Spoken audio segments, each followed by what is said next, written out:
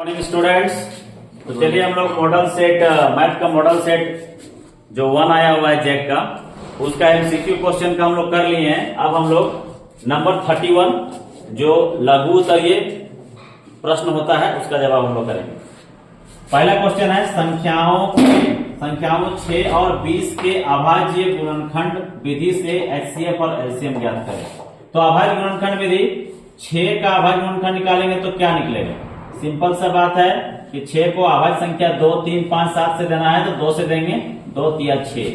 और 20 का देना है तो 20 को जब अभाज्य संख्या से देंगे तो 2 से देंगे, 2 दाहिने 20 जाएगा, फिर 2 से देंगे, 2 पचे 10 जाएगा। अब तो ये खुद एक अभाज्य संख्या है, अब आगे नहीं जाएगा। इसका मतलब है कि 6 को जब हम लेंगे तो 2 होगा और 3 होगा, और जब 20 का लेंगे तो 2 गुने 2 गुने 5 होगा। आपको पता है जब HCF ज्ञात किया जाता है तो HCF ज्ञात करने का मतलब है highest common factor. That means कि जो संख्या एक संख्या यहाँ 2 है तो यहाँ भी 2 होना चाहिए, दोनों जगह होना चाहिए। ठीक है, अब एक 3 लेते हैं तो 3 अगर हम यहाँ लेते हैं तो क्या यहाँ है? नहीं। अगर हम यहाँ लेते हैं तो यहाँ भी होना चाहिए, यहाँ है तो यहाँ भी होना चाहिए। जिस तरह से 2 था यहाँ भी है। 3 एक जगह है, दूसरा जगह है नहीं, तो नहीं होगा। ये 2 यहाँ है तो क्या दूसरा 2 यहाँ है? नहीं है। 5 यहाँ है नहीं। तो दैट मीन्स कि हमारा जो HCF है वो दोनों जगह होना चाहिए इसी संख्या। तो एक 2 ही है जो दोनों जगह है, बाकी 3 भी दोनों जगह नहीं है, ये 2 भी दोनों जगह नहीं है, और ये 5 भी दोनों जगह नहीं है। यानी कि आपका जो उत्तर है वो 2 हो जाएगा। ये आपका आंसर हो गया। अब यहाँ पे थोड़ा सा और समझ लीजिए कि अगर ये 2 के अलावे कोई और संख्या मिलता इसके साथ मल्टीप्लाई हो जाता, अगर 3 मिलता तो 2 तिया 6 हो जाता। चले, समझ में आ गया? चले आगे बढ़ते हैं। अब आगे आते हैं क्वेश्चन नंबर 32 में। ये था 31। अच्छा, एलसीएम में निकालना है, सॉरी यहाँ पे एलसीएम में निकालना है। हम क्वेश्चन में ध्यान दिए थे, एलसीएम में निकालना है। एचसीएफ हो गया। अब एलसीएम में आते हैं। एलसीएम माने लोएस्ट कॉमन मल्टीप्लाई, यानी कि कोई भी संख्या छूटना नहीं चाहिए। एलसीएम का मतलब होता है कोई भी संख्या छूटना नहीं चाहिए। एलसीएम निकालने के समय यहाँ पे थोड़ा सा मॉडिफाई कर दीजिएगा, इसको थोड़ा सा मॉडिफाई कर दीजिएगा। 2 बार है, 2 का स्क्वायर कर दीजिएगा और यहाँ 5 लिख दीजिएगा। ठीक है, एचसीएफ का समय ऐसे ही रहेगा, लेकिन एलसीएम का समय थोड़ा सा मॉडिफाई कर दीजिएगा तो आपको थोड़ा सा सहूलियत हो जाएगा। ऐसा नहीं है कि ऐसा में नहीं आएगा, लेकिन सहूलियत हो जाएगा। कैसे जरा देखिए, एलसीएम का मतलब है कि आपके पास क्या क्या संख्या है। तो 2 है, 3 है, दोनों जगह में, ऑल ओवर में 2 है, 3 है और क्या है 5 है। 2 भी है, 3 भी है और 5 भी। कोई नहीं छूटना चाहिए, एक भी संख्या नहीं छूटना चाहिए। अगर 2 ले रहे हैं तो 2 का जो हाईएस्ट है, यानी यहां पर 2 एक बार है, लेकिन यहां 2 कई बार है? 2 बार। तो आपको 2 बार लेना ही पड़ेगा, एक बार नहीं लेना है, 2 बार। जो अधिकतम संख्या रहेगा, इसका अधिकतम जो घात रहेगा उसको लेना है। तो अधिकतम घात यहाँ पे है 2 का 2 बार है। अब 3, 2 खत्म हो गया, अब 3 को लेना है। 3 का अधिकतम घात कितना है? तो 3 सिर्फ और सिर्फ एक जगह है, तो आपको 3 लेना ही पड़ेगा। नहीं लीजिएगा सवाल ही नहीं है, आपको 3 लेना ही पड़ेगा। तो 3 आप एक बार ले लीजिए। अब हम लोग आते हैं 5, 3 भी खत्म हो गया, अब 5 में आते हैं। अब 5 में देख रहे हैं कि 5 यहाँ तो एक भी बार नहीं, लेकिन यहाँ एक बार है, तो आपको मिनिमम एक बार है तो एक बार लेना ही पड़ेगा, छोड़ना नहीं है। 5 तीनों खत्म हो गया। अब गुना करिए, 2 को 2 बार करना है, मतलब 2 दूनी 4, 4 तिया 12, 12 पचे 60। ये आपका 60 एलसीएम आ गया और ये आपका एचसीएफ आ गया 2। ठीक है, इसको आप जांच भी कर सकते हैं। संख्याओं का एलसीएम एचसीएफ, एलसीएम गुना एचसीएफ ऐसे जांच होता है। एलसीएम गुना एचसीएफ बराबर संख्याओं का गुणनफल, संख्याओं का गुणनफल।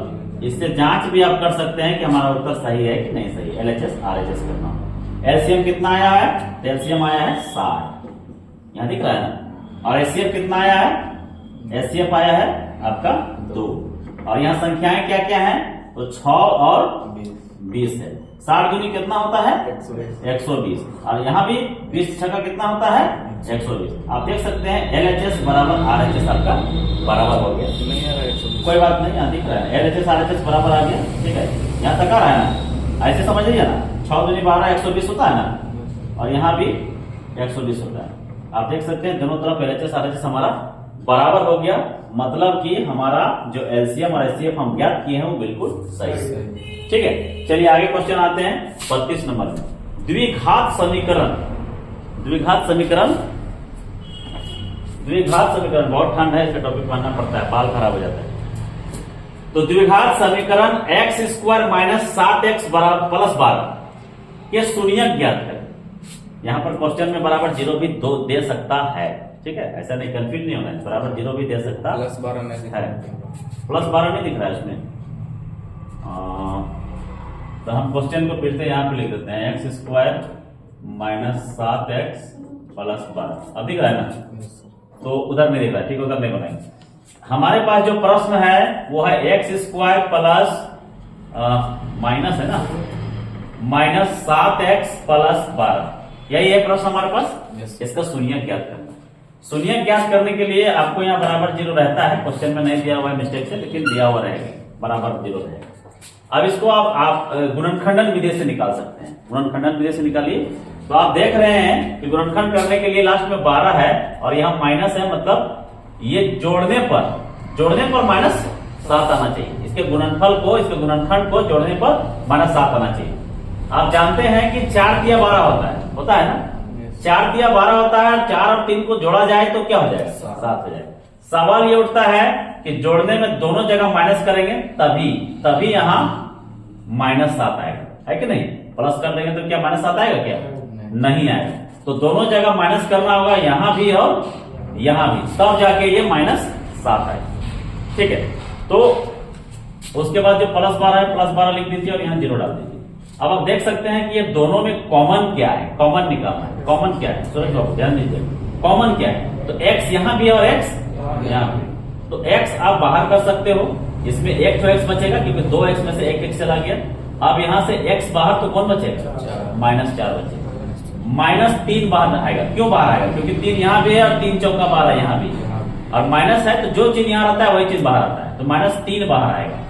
तो अंदर में बचेगा आपका x, क्योंकि -3 बाहर आ गया। अब चूंकि माइनस माइनस मिल करके प्लस बनता है, तो एक माइनस तो आपका बाहर आ गया, तो अंदर में कौन बचा है, एक माइनस बचा है ना, माइनस माइनस मिलकर प्लस होता है जी।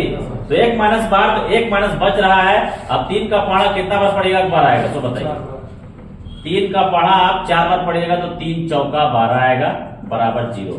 अब देख सकते हैं कि ये वाला कोष्टक के अंदर और ये वाला कोष्टक के अंदर दोनों बराबर होना चाहिए, तभी आपका जो गुणनखंडन है वो सही होगा, ठीक है। तो हम यहाँ देख रहे हैं कि दोनों में जो है बराबर है, तो दोनों में बराबर आता है उसको हम एक तरफ लिख लेते हैं, और जो बाहर वाला जो संख्या रहता है, जो कि x यहाँ है -3 यहाँ है, इसको हम यहाँ लिख लेते हैं, और बराबर 0 है, 0 डाल देते हैं। क्योंकि शून्यक निकालने बोल रहा है, गुणनखंडन का उत्तर हो गया, लेकिन शून्यक निकालने बोल रहा है, तो शून्यक निकालने के लिए एक बार x -4 बराबर 0 है, और एक बार x -3 बराबर 0 है। तो अगर x का मान निकालना है प्रभु, तो क्या होगा, ये जो -4 है उधर जाके बराबर के उधर जाएगा, तो क्या होगा, मान +4 हो जाएगा। और एक बार x का मान जो है 3 है, यहाँ पे -3 है, जो बराबर के उधर जाएगा तो +3 हो जाएगा। यानी जो शून्यक आपका आगे यहाँ तक आ रहा है वीडियो में, जो आपका शून्यक हो गया वो आपका एक बार 4 आया और एक बार 3 आया, 4 और 3 आपका शून्यक आंसर, ठीक है, कोई दिक्कत। चलिए अब आते हैं 33 नंबर का क्वेश्चन। कहां तक दिख रहा है जरा बताइए तो, उधर दिख रहा है, दिखना पूरा दिख रहा है, ठीक। एक स्तंभ की छाया की लंबाई स्तंभ के ऊंचाई की √3 गुनी है, सूर्य का उन्नयन कोण ज्ञात करें या निकालें, ठीक है। पहले चित्र बनाइए, एक स्तंभ खड़ा कर दीजिए, चलिए वो पिलर खड़ा कर दीजिए, बड़ा सा पिलर खड़ा कर दीजिए, ठीक है। माने स्तंभ माने मीनार कर सकते हैं, ठीक है। मीनार का जो छाया है, जाहिर सी बात है यहाँ एक लाइट पड़ेगा तो छाया कहां बनेगा, इधर बनेगा, इसका लंबाई कहां तक जाएगा, यहां तक जाएगा, मान के चलिए यहां तक गया, ठीक है। तो क्या कर रहा है कि एक स्तंभ की छाया, और इसको इस तरह से एक तो कर्ण बना दीजिए, यहाँ नाम दे दीजिए A, इसका नाम दे दीजिए B, इसका नाम दे दीजिए C। यहाँ 90 डिग्री कोण बनता है तो बंद करेगा, क्योंकि हम समकोण नहीं बनता है। अब देखिए ये जो छाया है वो पूछ रहा है कि स्तंभ की छाया की लंबाई स्तंभ के ऊंचाई के √3 गुनी है, यानी स्तंभ की ऊंचाई को हम मान लेते हैं x मीटर, ठीक है। तो इसका जो छाया का लंबाई है वो √3x मीटर हो जाएगा, √3x हो जाएगा, इसका √3 गुना हो जाएगा। ठीक है। तो आपको क्या ज्ञात करने बोल रहा है? सूर्य का उन्नयन कोण। सपोज दैट यहाँ पे सूर्य है ना, सूरज जी है, सूरज जी भी चले गए इधर उधर, सूरज जी है। तो सूरज जो है यहाँ से कितना का छाया, कितना डिग्री का कोण निकाल रहा है, ये कोण निकालने बोल रहा है, वाट थीटा निकालने बोल रहा है। ठीक है। कैसे ज्ञात करोगे? इधर आ रहा है ना। चलिए देखिए क्या करेंगे हम लोग, लिखेंगे माना, क्योंकि ये रिटन क्वेश्चन है तो लिखना पड़ेगा। माना AB स्तंभ की ऊंचाई, AB स्तंभ की ऊंचाई कितना है? तो x मीटर है ना। तो छाया क्या है भाई? BC है, उसका कितना हो जाएगा? BC बराबर √3x मीटर हो जाएगा, होगा ना। प्रश्न बोल रहा है आपको क्या निकालना है? इसका कोण निकालना है। क्योंकि यहां पर आपका लंब बटा आधार P/B का सूत्र बन रहा है, तो tan आएगा। tan थीटा बराबर लंब कितना है? AB है, और आधार कितना है? BC है ना। tan थीटा बराबर AB कितना है? तो x है, और BC कितना है? √3x। x काट दीजिए, कितना आएगा? 1/√3। अब बताइए tan थीटा में 1/√3 किसका मान आता है? कितना डिग्री मानता है? 30 डिग्री मानता है, बताया गया है। यानी कि आपका जो यहाँ आंसर हो जाएगा वो tan थीटा 30 डिग्री हो जाएगा। tan थीटा बराबर 30 डिग्री, यानी जो आपका कोण जो पूछ रहा है कितना डिग्री कोण बनेगा, तो उन्नयन कोण जो बनेगा, उन्नयन कोण जो बनेगा आपका, वो बनेगा बराबर 30 डिग्री। ठीक है, कोई दिक्कत नहीं। चलिए आगे 34 नंबर। एपी का पहला पद, यह समांतर श्रेणी से क्वेश्चन है, अध्याय 5 से क्वेश्चन है। एपी का पहला पद 2 और सर्व अंतर 3 हो तो 8वां पद ज्ञात कीजिए। आप क्वेश्चन देखने के साथ ही आपको पता चल जाना चाहिए कि किस चैप्टर का क्वेश्चन है, तभी तो आप बना पाओगे ना, तभी तो उस माइंड में चले जाओगे, उस जगह पे चले जाओगे कौन सा फॉर्मूला लगता है। तो यहाँ पे आपका प्रथम पद यानी कि सॉल्यूशन लिख लीजिएगा तो ज्यादा बेहतर रहेगा। सॉल्यूशन ए बराबर दिया हुआ है, क्या दिया हुआ है? 2 दिया हुआ है। प्रथम पद 2 दिया हुआ है, ये मतलब प्रथम पद। फिर कह रहा है सार्व अंतर 3 है, यानी कि डी बराबर सार्व अंतर कितना दिया हुआ है? 3 दिया हुआ है। क्या ज्ञात करना है? 8वां पद, यानी कि ए 8, यानी कि ए प्लस 7D आपको ज्ञात करने बोल रहा है। ठीक है, सिंपल है, फॉर्मूला में बैठा दीजिए, कहानी खत्म, ज्यादा दिमाग लगाने का जरूरत है नहीं। अब ए का मान कितना है? तो 2 है। 7 गुने डी का मान कितना है? 3 है। तो 7 तिया 21, 2 + 21 कितना हो जाएगा? 23, यानी 8वां पद आपका क्या हो जाएगा? 23। कोई दिक्कत? वेरी सिंपल क्वेश्चन, कोई प्रॉब्लम नहीं। ठीक है,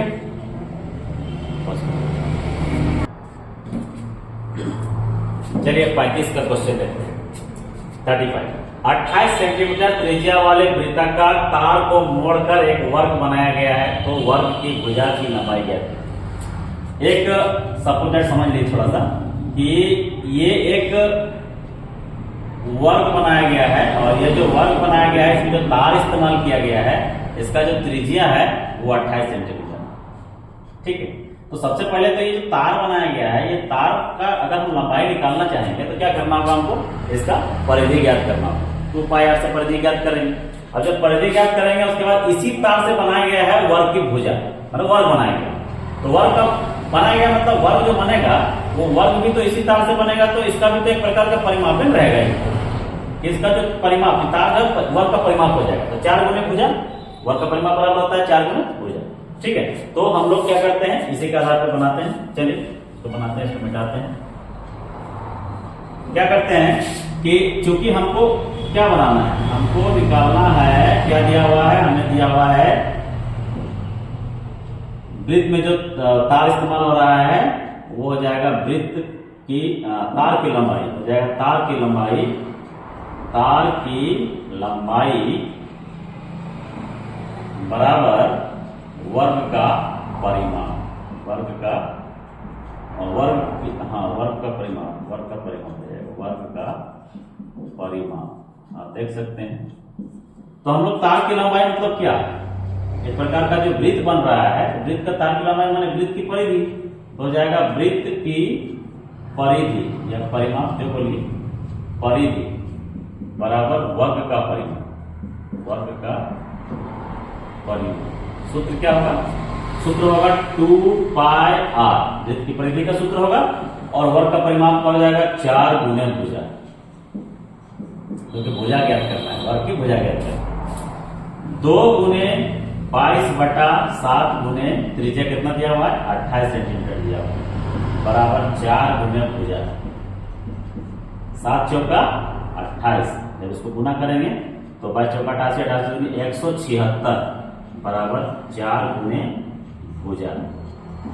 क्या करेंगे 176, ये जो 4 है वो यहाँ के भागा हो जाएगा बराबर भुजा, यानी जब इसको काटेंगे तो 4 चौका 16 और 1 बचेगा, 4 चौका 16, 44 सेंटीमीटर, इसलिए भुजा बराबर हो जाएगा 44 सेंटीमीटर। आंसर वर्ग की जो भुजा हो जाएगी वो हो जाएगी 44 सेंटीमीटर। क्लियर। अब आगे आते हैं 36 नंबर का क्वेश्चन, देख सकते हैं कह रहा है कि यदि R 5,6 बिंदुओं A 6, 5 और बिंदु B 4 y को मिलाने वाली रेखाखंड है, तो AB का मध्य बिंदु है, रेखाखंड क्या है, AB का मध्य बिंदु है, कौन, ये मध्य बिंदु है। यानी आप डायग्राम बनाइए, डायग्राम से अच्छा समझ में आएगा आपको। ये एक रेखा है, इस रेखा में ये A है और ये रेखाखंड है और ये B है। A जो है वो आपका A जो आएगा वो आएगा 6, 5 और जो B है वो है 4 y, और जो मध्य बिंदु है, बीच का जो बिंदु है ये क्या है R है, और इसका भी दिया हुआ निर्देशांक 5, 6। ध्यान दीजिएगा कि A है 6, 5, B है 4 y और निर्देशांक जो दिया हुआ है वो R, एक मध्य बिंदु का दिया हुआ है 5, 6, यानी इसमें x है इसमें y, x बराबर 5 है, y बराबर 6, आपको ज्ञात करना है। तो मध्य बिंदु सूत्र का इस्तेमाल करना होगा। मध्य बिंदु सूत्र में x का मान मतलब दिया हुआ है, y का मान निकालना है, तो डायरेक्ट मध्य बिंदु सूत्र में, मध्य बिंदु सूत्र से डायरेक्ट y का मान निकालिए, आंसर आ जाएगा। डायरेक्ट y का मान निकालिए, y बराबर क्या होता है y1 प्लस y2/2, ये सूत्र होता है ना, y का सूत्र होता है मध्य बिंदु निकालना। तो चूंकि y बराबर आपका क्या दिया हुआ है, यहीं से बनाते हैं, y बराबर y1, यहां y1 में कौन है, ये है 5, और y2 में कौन है y, तो हो जाएगा 5 प्लस y/2, लेकिन y का मान कितना दिया हुआ है 6 दिया हुआ है, यहाँ y का मान 6 दिया हुआ है, x का मान है 6 का मान, तो क्रॉस मल्टीप्लिकेशन करेंगे 6/1 कर सकते हैं, यहाँ हो जाएगा 5 प्लस y बराबर 6 दूनी 12, क्रॉस मल्टीप्लिकेशन 6 दूनी 12, y का मान निकालना है तो हो जाएगा 12 माइनस ये उधर चला जाएगा तो प्लस वाला माइनस हो जाएगा 5, यानी कि आपका y का मान हो जाएगा 7, ये आपका 7 आंसर हो जाएगा। ठीक है, y का मान कितना हो जाएगा 7 हो जाएगा। ठीक है, तो हम लोग 36 तक क्लियर कर दिए। वीडियो पसंद आए तो लाइक सब्सक्राइब जरूर करें और वीडियो को कहीं आगे बढ़ा दें, ताकि कुछ बच्चे जो नहीं पढ़ पाते हैं ऑनलाइन पढ़ करके समझ में बहुत ही आसान तरीका से, बहुत ही देहाती तरीका से हम लोग बताते हैं, ताकि जैक बोर्ड के बच्चे, सरकारी स्कूल के बच्चे बढ़िया से समझ पाए। चलिए, धन्यवाद।